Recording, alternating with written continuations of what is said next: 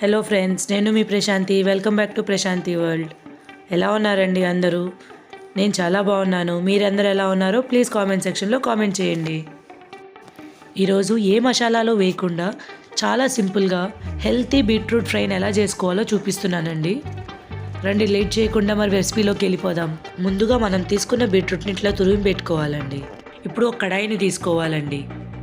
కడాయి కొద్దిగా వేడెక్కిన తర్వాత దాంట్లోకి 1.5 స్పూన్ దాకా ఆయిల్ని తీసుకోవాలి.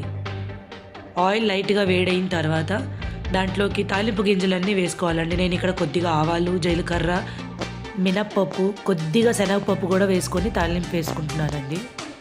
ఇప్పుడు తాలింపుని బాగా ఫ్రై చేసుకోవాలండి. శనగపప్పు, మినప్పప్పు కలర్ మారేంత వరకు ఫ్రై చేయాలి.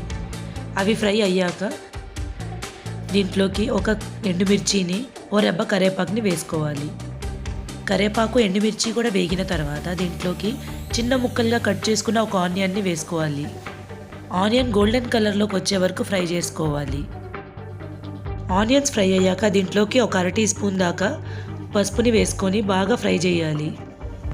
పసుపు ఆయిల్లో బాగా ఫ్రై అయిన తర్వాత ఇందాక మనం తురిమి పెట్టుకున్న బీట్రూట్ మొత్తాన్ని తాలింపులోకి వేసుకోవాలి. ఇప్పుడు ఇక్కడ మనం మన టేస్ట్కి తగినంత సాల్ట్ని వేసుకోవాలి. నేను ఇక్కడ 2.5 స్పూన్స్ దాకా సాల్ట్ని వేస్తున్నాను. మీరు తినే టేస్ట్ని బట్టి వేసుకోవాలి.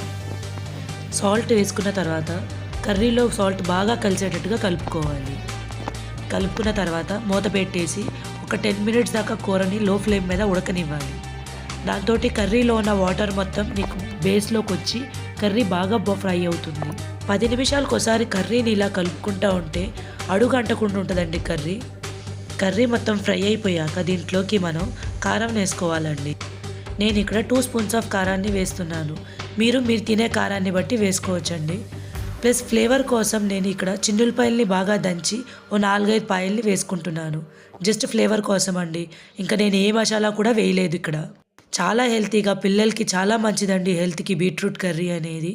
సో చాలా సింపుల్గా అయిపోతుందండి కర్రీ. అంతే అండి, మన కర్రీ రెడీ అయిపోతుంది. ఒక 5 మినిట్స్ ఇలాగే ఫ్రై అవనివ్వాలండి. మూత పెట్టకుండా ఫ్రై అవనివ్వాలి.